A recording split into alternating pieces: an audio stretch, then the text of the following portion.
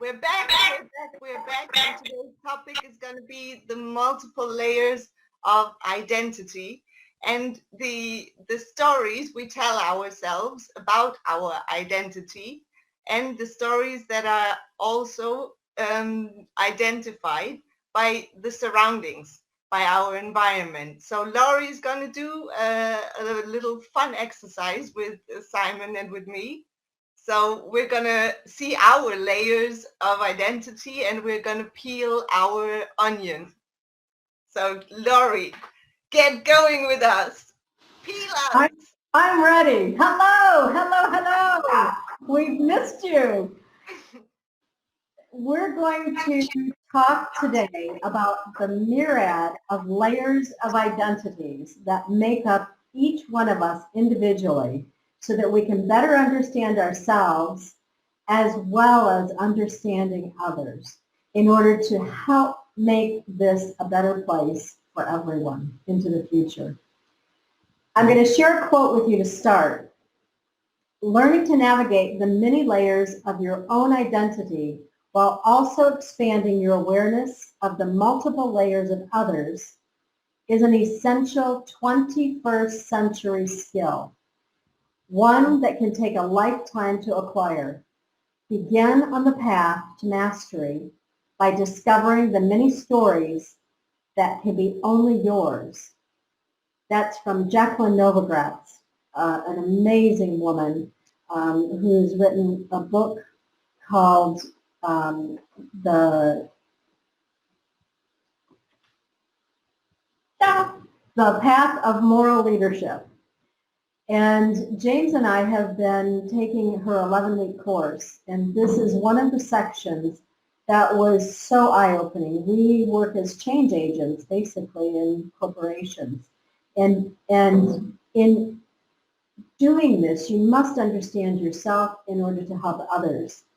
And in order to understand others, you've got to go very, very deep.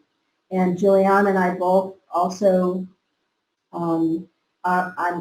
we teach thinking into results, which also gets into paradigms. You hear us talking about paradigms all the time. This helps uncover some of what creates those paradigms, which are layers of identities over your lifetime that have created who you are. We are each uniquely you, and this is what creates it. So we're going to do this really fun, really quick. This is normally a 3-minute exercise, and then you do a second go at it. But because we only have 30 minutes, we're going to do it for 1 minute. And Juliane and Simon are going to do the exercise together with you as you're doing it at home. And the way it works is you need a piece of paper and an ink pen. And I have the timer ready for 1 minute on my phone. Juliane, Simon, do you have your pencil and paper ready? Ink, pen, and paper ready? So yeah. When I say go, as fast as you can write, as fast as it's coming to you, I want you to start writing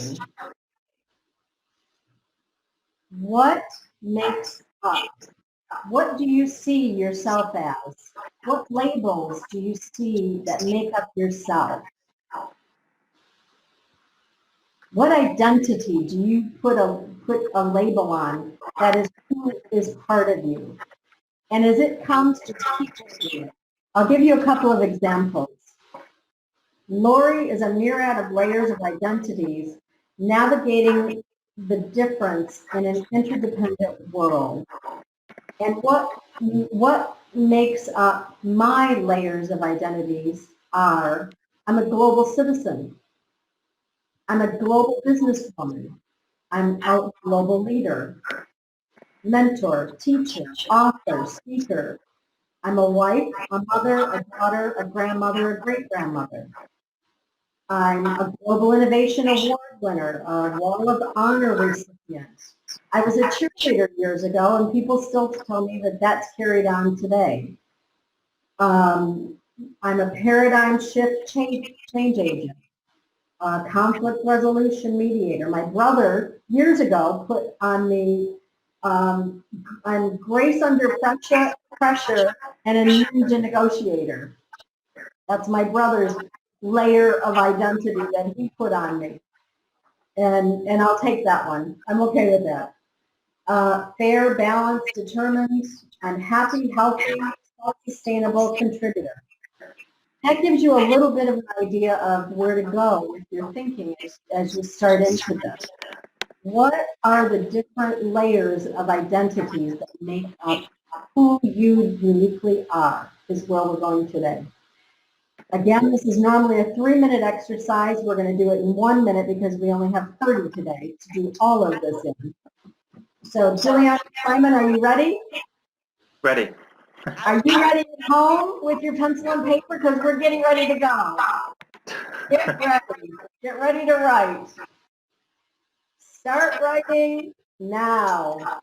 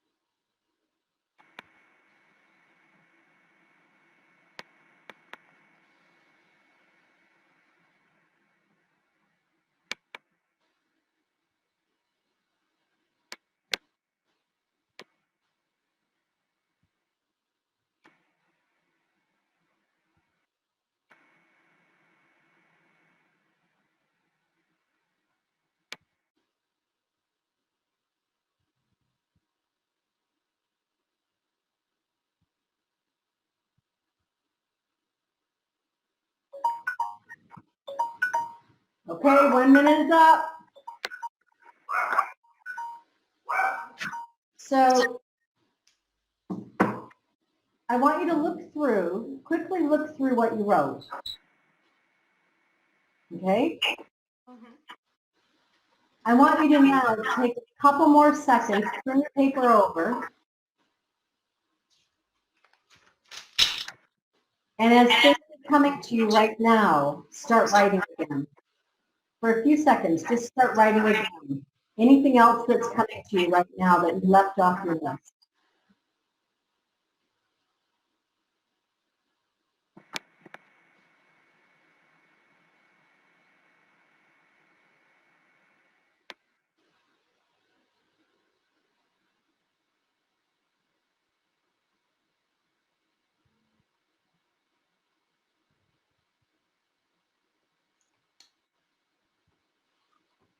Okay? So let's stop here.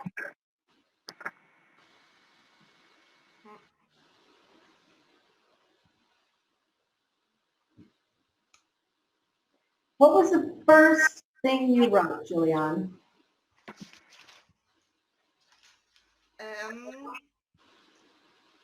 Empathetic. Wow, I love it. Simon, what was the first thing you wrote? Mine was global citizen. Love it. Absolutely love both. So when you started to write again, the next thing you wrote would have been something that you left off, but it popped up after you stopped and you went back. It popped up to like the first thing again to start writing. Why do you think you wrote that? Why do you think you left it off? Other than there's too many good things in each of you to have written all of it quick enough in 1 minute. Well, I think it relates to one of the first things on my list, actually, because I put at the end of that list I'm quite a deep thinker, so I think things through more deeply and a bit more slowly. I don't rush into things. So then on my next list I put writer and reader, and I guess because I was just thinking deeply about my character, and that came to me later. It was partly because of the time limit, really, I would say. 1 minute is really, really, really short because 3 minutes is like Zoom when you're really in your own zone and focused. I want you to do this again once we finish this. I want you to take 3 minutes and do this again. It's really interesting because Finish writing that list. you don't normally really, you never really think about these things in your day-to-day life, and it's really useful, I think. Juliane, what about you? The one that you started with that you left off. What do you think? Well, similar to Simon, it was because of the time limit. I thought deeper, and I am a very deep thinker, as you know. Sometimes sometimes even overthinking. So that's what I wrote. I mean, I enjoy deep thinking, and I enjoy giving it analysis. But it can also tend to be overthinking, you know. Yes. And that takes sometimes maybe away from spontaneity. Yes, absolutely. Word. So Yeah. I have 2 questions that I'm going to put to each of you. Yeah. We'll do this again, another round. Can you describe a moment in your life? If you want to write this down, I'll say it slow. Describe a moment in your life when one of your identities was threatened, it was cemented, or it was foisted upon you. It was foisted upon you. Describe a moment in your life when one of your identities was threatened, cemented, or foisted upon you. Who wants to go first? Yeah, I can go first. Yeah, definitely the moment when one of my identities was threatened was when Brexit was announced, and then it was voted through by the people, a small majority. And yeah, at the end of this year, it looks like, unless a miracle happens, it is going to go through, even though now a majority of the country don't want it. And my identity was threatened by that was global citizen, or even just European, because now I'm going to have my European, as everybody in the UK, we're all going to have our European citizenship taken away from us, whether we want it taken away or not. But what does that mean, the movement for you? What does that mean? Basically, it means that we're going to be the same as anyone outside of the EU, so that UK citizens, unless they've got a dual citizenship, they can only then stay, I think it's for 90 days, 3 months in a European country out of every 6 months, I think it is, which is just one thing that's happened from that is that people that have second homes in France and Spain and Italy, they've realised now that they're not going to be able to stay in these homes for more than 3 months. So even if they did, and some of these people actually voted for Brexit. Not realizing. No. So this is what happened. As one of our identities, I mean, you've only had, could we shut microphones off for just 1 second because they're echoing? As one of our identities, which as you can see in just 1 minute, you've written a lot in just 1 minute.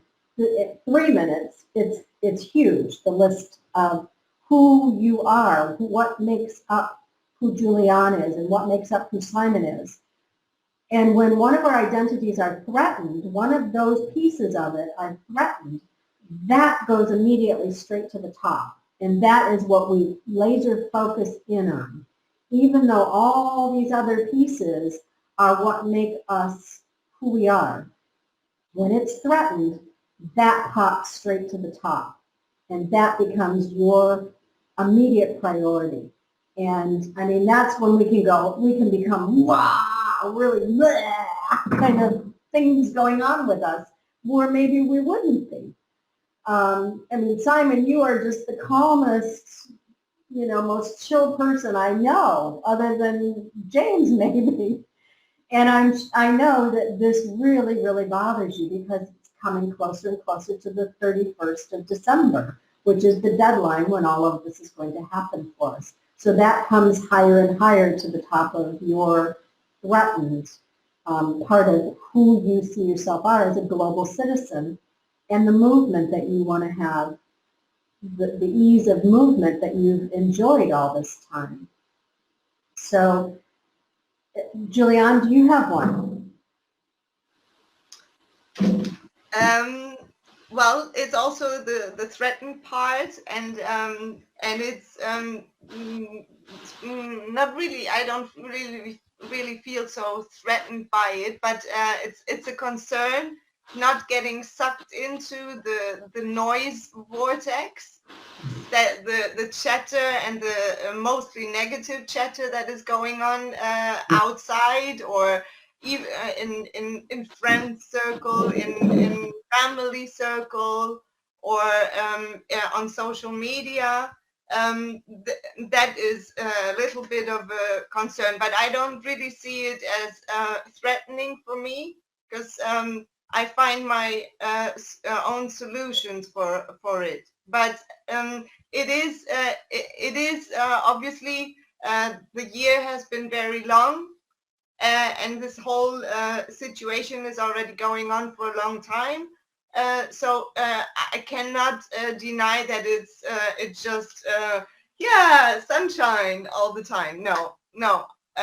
I mean, I would be lying. So there's something in this that's attacking part of what you've written of you being global citizen as well, and how it's impacting you. I mean, for example, you've lived in America. You've lived in Spain. You've lived, and Simon, you as well. You've both lived in many different places around the world and see yourselves as global citizens in a different way.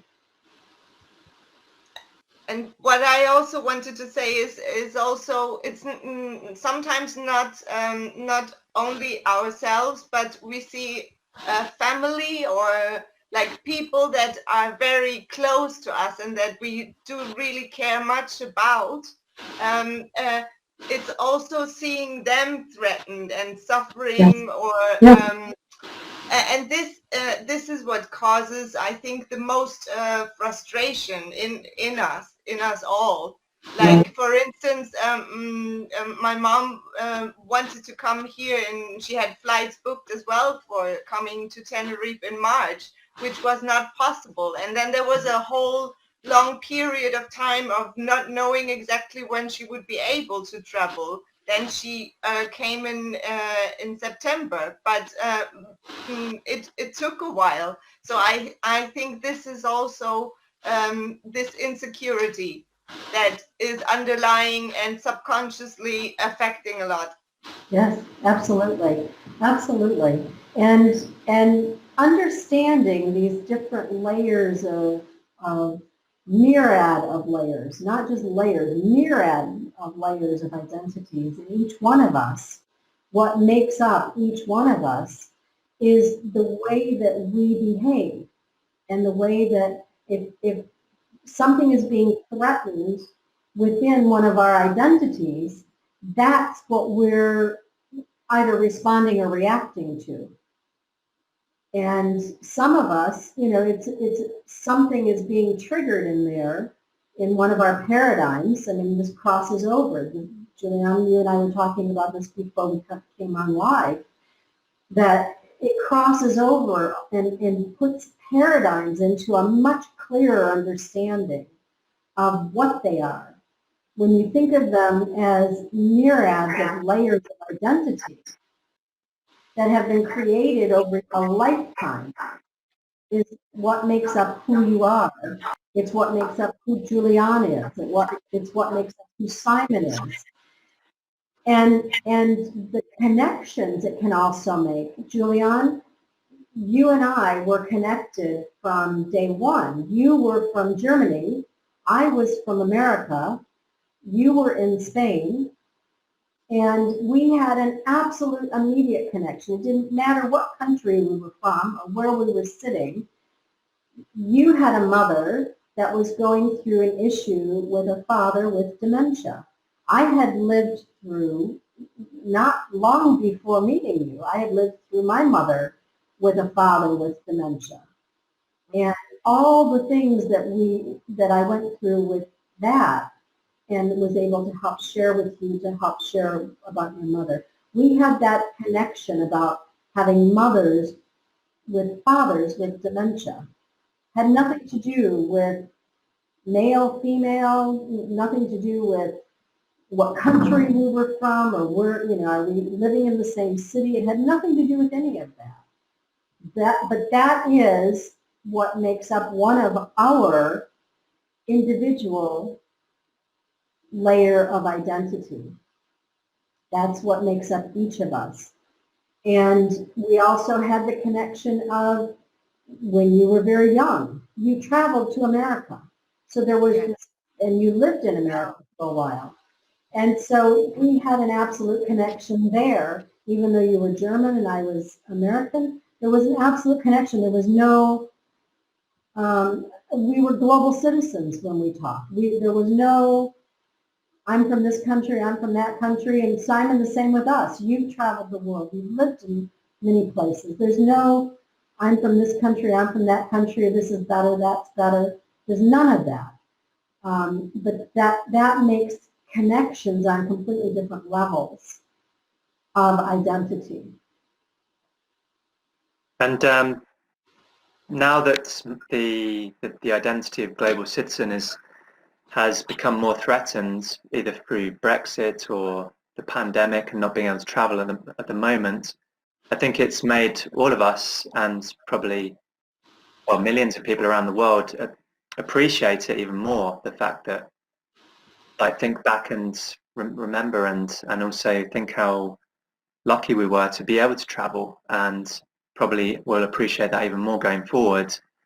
And hopefully it will bring people together rather than dividing people.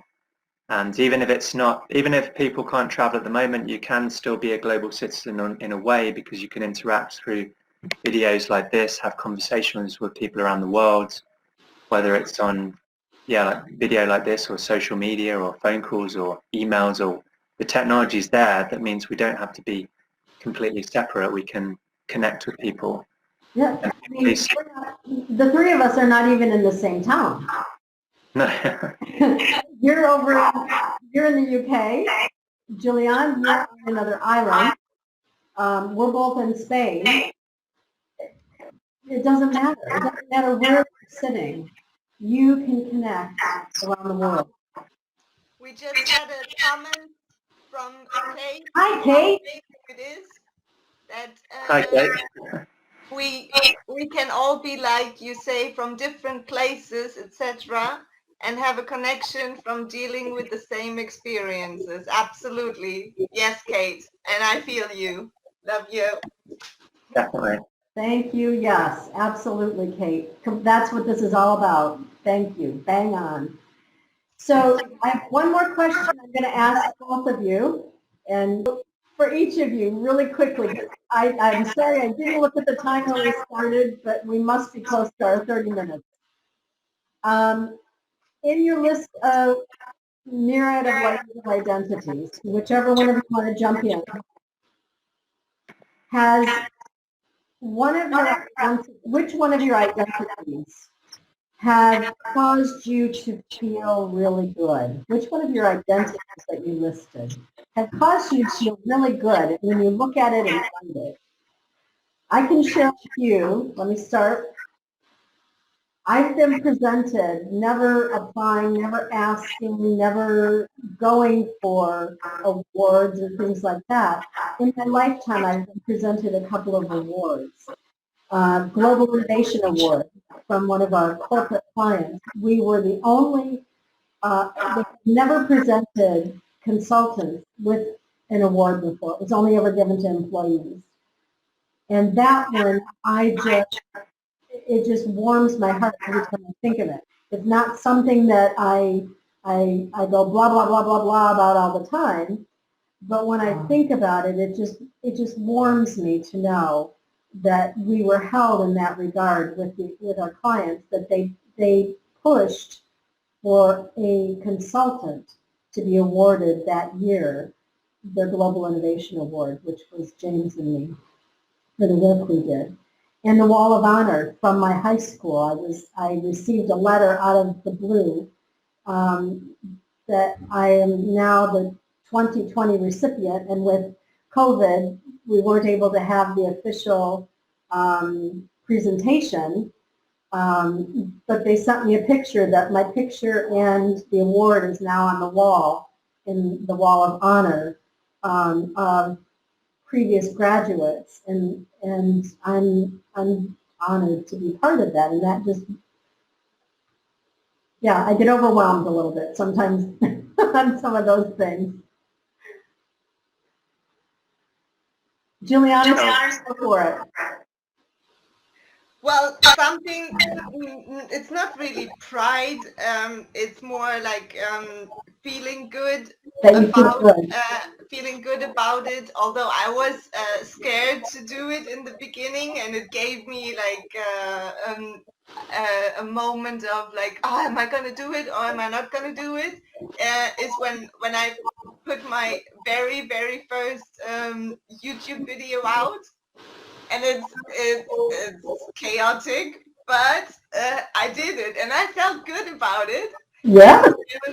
Yes, and it talks about, I think it was a topic about procrastination, but it really was necessary, the first one, and then it gets easier.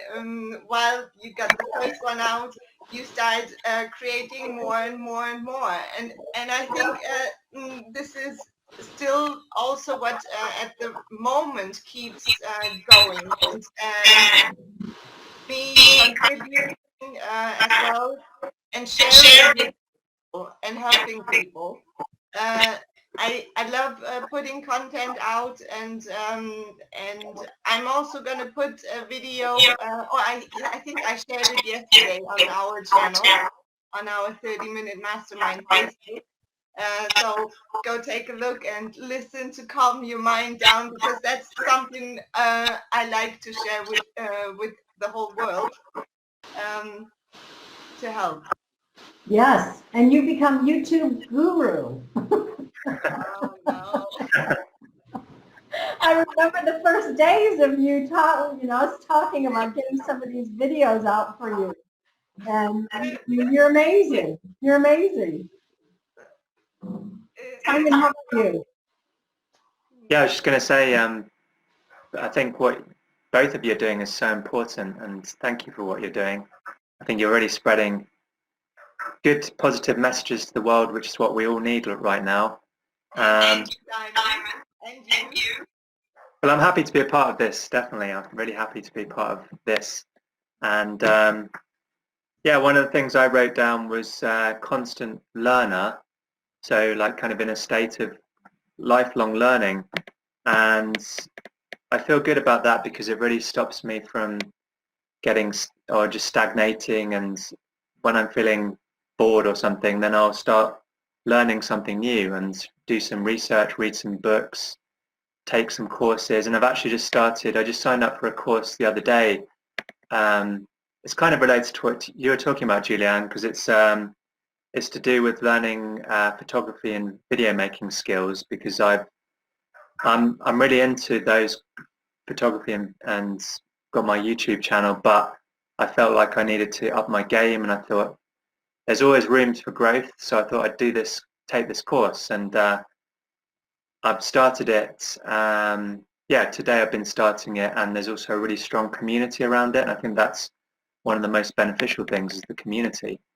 It's got a really growing group on Facebook where we all kind of chat and help each other out with different things we're working on. So that's really cool. Yeah. Well done. Thank you. And everything you do, your photography, your video, everything you do is amazing as well. Amazing, amazing. Keep going. Keep going, keep going. You're doing fantastic things. So we must be at the end of our 30 minutes or beyond today. So you got a bit of a bonus today, since we haven't been able to get on, the three of us together, get on and move forward. We've each had so many different things going on. Apologies, we haven't been able to get out here. So You'll be back there. today, extra bonuses today. So I'll leave you with a quote from Rumi from more than 800 years ago. Out beyond ideas of wrongdoing and right doing, there is a field, and I will meet you there. This is Lori Silvery. Laurie, just one last thing. I think you Yeah. said you asked us to remind you to say something. I can't exactly remember what it was, but Moral leadership. This is 100% about moral leadership. Personal, individual, business, it doesn't matter. Every level, every layer, everything. What we're bringing to you is all about moral leadership individually and your piece in this, and making this world a much better place going forward for everyone. Thank you, Kate. We love you. Thanks for joining us. Mwah. This is 30 Minute Mastermind. We'll be back next Friday.